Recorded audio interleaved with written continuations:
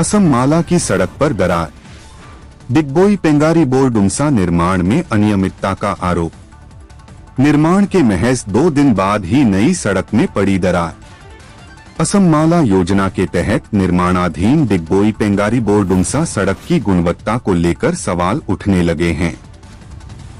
निर्माण कार्य पूरा हुए अभी 2 दिन भी नहीं हुए थे कि डिगबोई के मुलियाबाड़ी इलाके में नवनिर्मित सड़क पर दरारें पड़ गईं। स्थानीय लोगों का आरोप है कि निर्माण कार्य में घटिया गुणवत्ता वाली सामग्री का इस्तेमाल किए जाने के कारण सड़क की यह स्थिति हुई है। आरोप है कि अब सड़क पर पड़ी दरारों को अलकतरा और बालू डालकर छिपाने की कोशिश की जा रही है। कई करोड़ रुपए की लागत से बन रही यह महत्वपूर्ण सड़क लंबे समय से स्थानीय लोगों की मांग रही है, लेकिन निर्माण कार्य की शुरुआत में ही सड़क पर दरारें पड़ने से लोगों में भारी नाराजगी देखने को मिल रही है। स्थानीय लोगों का आरोप है कि असम माला के तहत इस सड़क का ठेका प्राप्त करने वाले ठेकेदार मतलेबुद्दीन अहमद के निर्माण कार्य की गुणवत्ता को लेकर पहले भी कई शिकायतें सामने आ चुकी हैं। सड़क निर्माण में कथित तौर पर घटिया काम के आरोप को लेकर डिगबोई की कई राजनीतिक एवं सामाजिक संगठनों ने भी नाराजगी जताई है। All Assam Moran students union, ताई अहोम युवा परिषद, असम जातीयतावादी युवा छात्र परिषद और गोरखा छात्र संघ डिगबोई आंचलिक समिति ने सड़क का निर्माण उच्च गुणवत्ता के साथ पूरा करने की मांग की है। संगठनों ने चेतावनी दी है कि यदि सड़क निर्माण की गुणवत्ता में सुधार नहीं किया गया तो वे आंदोलन करने के लिए मजबूर होंगे। साथ ही ठेकेदार मतलेबुद्दीन अहमद और भास्कर गोस्वामी को ब्लैकलिस्ट करने की भी मांग की गई है। अब देखना होगा कि करोड़ों रुपए की लागत से बन रही इस सड़क में सामने आई दरारों को लेकर संबंधित विभाग और प्रशासन क्या कार्रवाई करता है। डिगबोई से नितुमनी शैकिया की रिपोर्ट।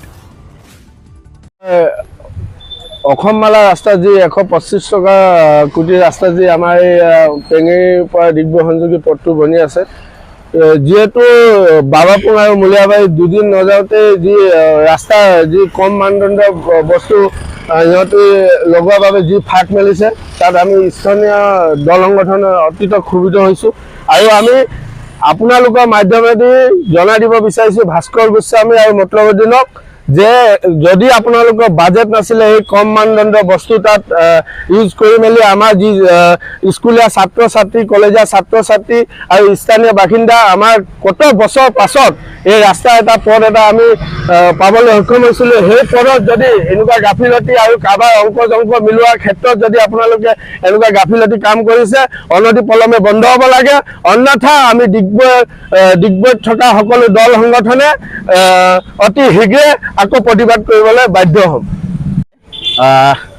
আমি বহুদিনৰ পৰা এই যি অসম চৰকাৰে অনুমোদন জনোৱা যি 125 কোটি টকীয়া ডিগবৈৰ পৰা বৰডুমচালৈকে যি অসম মালাৰ সংযোগী পথ, যিটো পথৰ প্ৰায় 133 কোটি টকাৰ ব্যয়েৰে এটা নিৰ্মিত অসম মালা আঁচনিৰে যিটো আমি দেখিছোঁ যে গাফিলৰ প্ৰতিবাৰেই আজি প্ৰায় 2 বছৰ 3 বছৰ হ'ল, আজি 3 বছৰৰ পৰা সেই ৰাস্তাটোৰ যি স্থানীয় ৰাইজৰ আৰু আমি যিহেতু দল সংগঠন হিচাপে আমি সেই ৰাস্তাটোক লৈ বহুতো অভিযোগ উত্থাপন কৰি আছোঁ যে প্ৰতিটো ক্ষেত্ৰতে যে এতিয়া ৰাস্তাটো বনাই আছে, ৰাস্তাটো বনাওঁতে যিটো আমাৰ স্কুলৰ ছাত্ৰ ছাত্ৰী 2জন আৰু এজনকৈ বৃদ্ধ মানে বয়সস্থ ব্যক্তি বজাৰ সমাৰ কৰিবলৈ আহোঁতে এজন মৃত্যুৰ মুখত পৰিলে।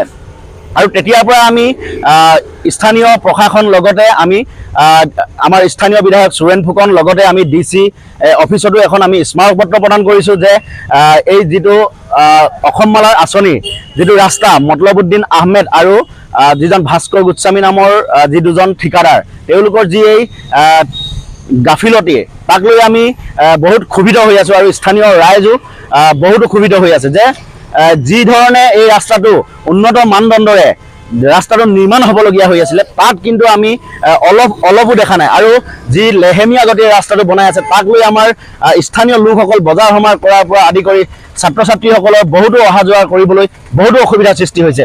তাৰ কাৰণে আমি বাৰম্বাৰ আমি স্থানীয় বিধায়ক আৰু DC মহোদয়ৰ লগতে আমি অসম চৰকাৰকো আমি অনুৰোধ জনাইছোঁ। আৰু এই যোৱাকালি যিটো আমাৰ ডিগবৈ মুলিয়াবাৰীত যিটো নেকি ৰাস্তাটো বনাওঁতেই 2 ঘণ্টা নহওঁতেই ৰাস্তাটো ফাট মেলিলে, তাক লৈ আমি তেখেতলোকৰ লগত আমাৰ কিছু বাক বিতণ্ডাও হৈছিলে।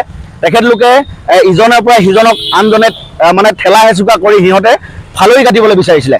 আৰু আমি এই ৰাস্তাটোক লৈ আমি এইটোৱে কৈছোঁ যে তেখেতলোকৰ যদি বনাবলৈ সিহঁতৰ ক্ষমতা নাই, তেখেতলোকৰ যদি সিমানখিনি গুণগত মানদণ্ডৰে যদি বনাব নোৱাৰে, তেখেতলোকে তেতিয়াহ'লে এৰি দিয়ক।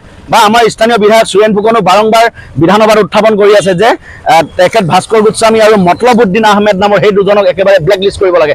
আৰু আমিও বাৰম্বাৰ কৈছোঁ তেখেতলোকে যদি নোৱাৰে তেতিয়াহ'লে তেখেতলোকে এৰি দিয়ক, অন্যথা অসম চৰকাৰ BJP চৰকাৰৰ শাসনাধিষ্ঠ মুখ্যমন্ত্ৰী হিমন্ত বিশ্ব শৰ্মা ডাঙৰীয়াদেৱক আমি অনুৰোধ জনাইছোঁ তেখেতে যাতে এই বিষয়টো গুৰুত্ব সহকাৰে বুজি অতি সোনকালে তেখেতলোক দুজনৰ ভাস্কৰ গোস্বামী আৰু মতলবউদ্দিন আহমেদ নামৰ সেই দুজন ঠিকাদাৰৰ একেবাৰে বহিষ্কাৰ কৰক আৰু তেখেতলোকক একেবাৰে ব্লেক লিষ্ট কৰক।